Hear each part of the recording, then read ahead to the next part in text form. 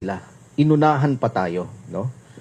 And the thing was, they opened the packages, no? And when they saw that it was only food stuff, they threw it back into the water. Siguro naghahanap sila ng construction materials, no? But it was just a small package, no? Enough to carry food items and enough for it to float on the water, no? So the Chinese did not have the authority or the right to confiscate this supply packages, which were meant for the soldiers, our Philippine soldiers, on board the BRP Sierra Madre. So, wala silang karapatan na kunin yung sarili nating supply because ang mga laman lang naman ng supply natin, as you saw, were food items and some medicines. No? Some medicines because sometimes nagkakasakit yung mga sundalo natin on board. No?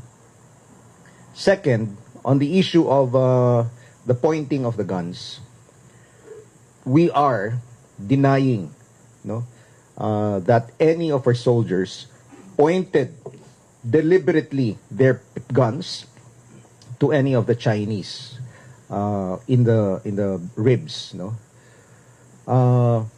But we will not deny the fact that they were armed, no, because the BRP Sierra Madre is a commissioned Philippine Navy ship, and therefore it is authorized to have weapons. We are authorized to put weapons on board, no? Both crew-served weapons and individual weapons of our soldiers. Meron tayong karapatan, no? Because of the concept of self-defense. We have the right to defend ourselves from any armed attack or external attack, no?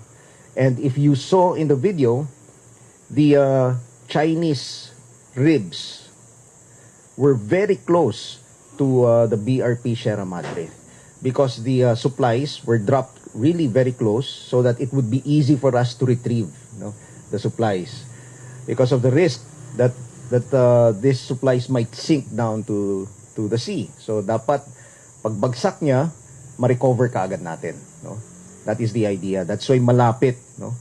And in this case, because of that intent of the Chinese Coast Guard to get our supplies, they came very, very close to the BRP Sierra Madre, no?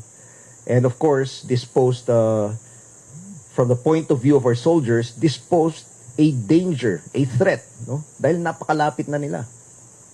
That is why there were videos, there were images of our soldiers carrying their guns. But they, again, I would like to emphasize, they did not point their guns to the Chinese. No?